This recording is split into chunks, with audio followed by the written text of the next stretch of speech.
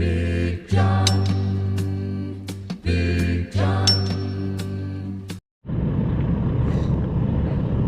Happy birthday, America. July 4th, 2025. Yep. Happy birthday. It's wheat season. Then I've got a load of wheat on here from Kirk down the road. So we're going to run this up to the Andersons and exercise the truck. So yeah, here we go. Well, we're unloaded, heading back. Sorry I didn't get the camera out, do anything in there first load, but Dad called, he blew a hydraulic hose on the applicator, so I was trying to make phone calls to get somebody out there to work on that. Keith just called me back. He's going to come over and hopefully it's just a regular fitting hose, not an O-ring hose fittings, because if it's just regular, then he can make it up to the shop, so then we can get going again. So yeah, getting home, drop the truck off for Nick, go help Dad get going, and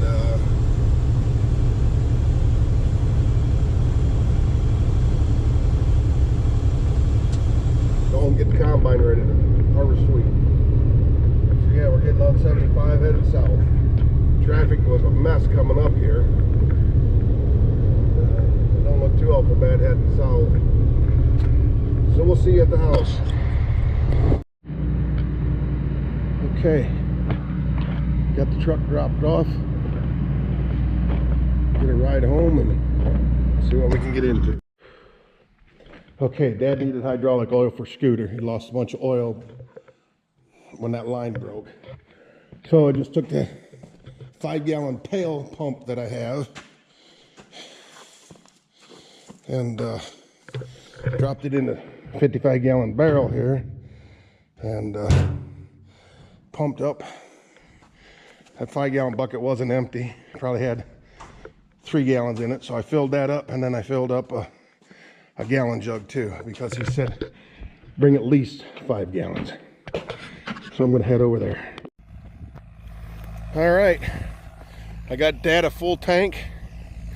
Scooter's doing work. She's purring right along. Purring right along. You can see where the water laid out here for a little bit with them big rains.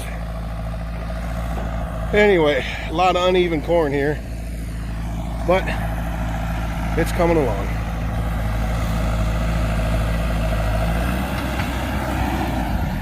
I see he's got a wheel stuck. A couple of them.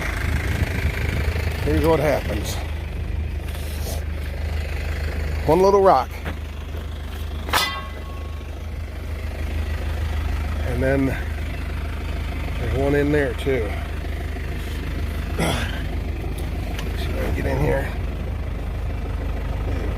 And of course everything's covered in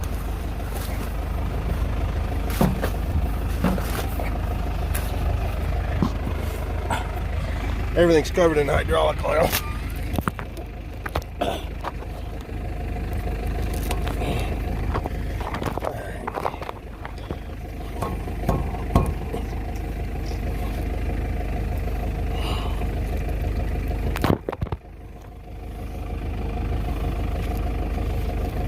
I need a hammer.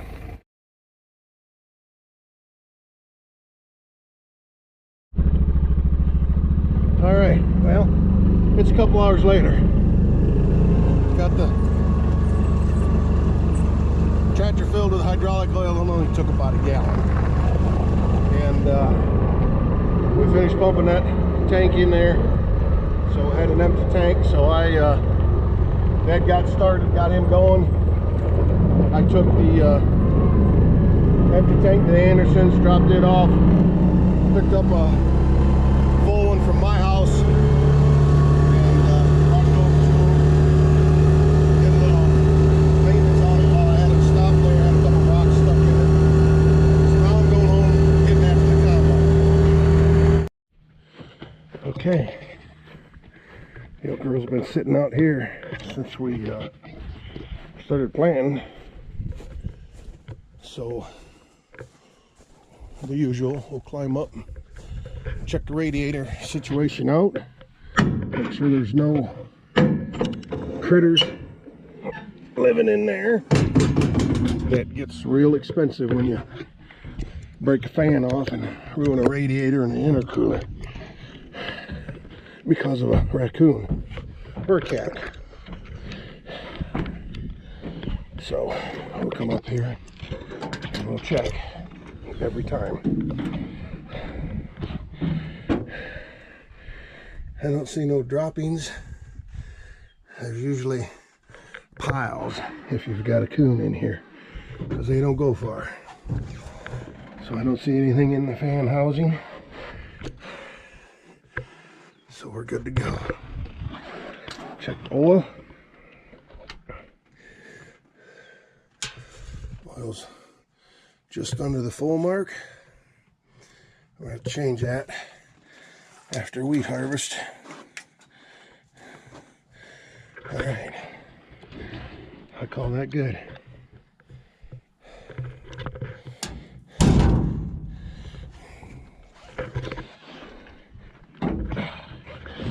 Hydraulic oil in the sight glass. Antifreeze in the sight glass. We're good. Boy, I tell you what, it's hot. Luckily, bean dust. Oh, beans was the last thing we harvested, double crop beans, so the combine's full of bean dust. Ugh, itchy, itchy, itchy. Anyway, I think I got her set pretty good. I got the rotor concave clearance, the chaffer, the shoe, all that set.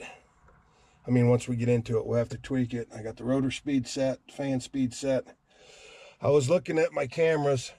I got new cords for my cameras, and I haven't put them in yet because the mice chewed the cords up.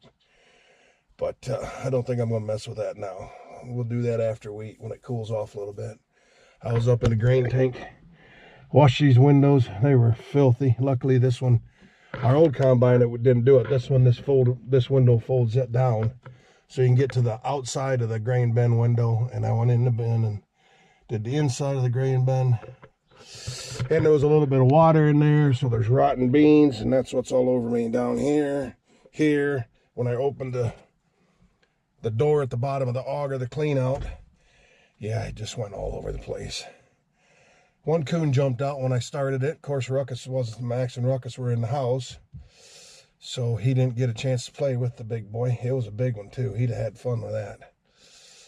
So I'm gonna get the Rhino, hook onto the header cart and drag it around, park it out there, get it put on here, and at least make sure everything works on it, get everything greased and ready to go. The wheat's ready.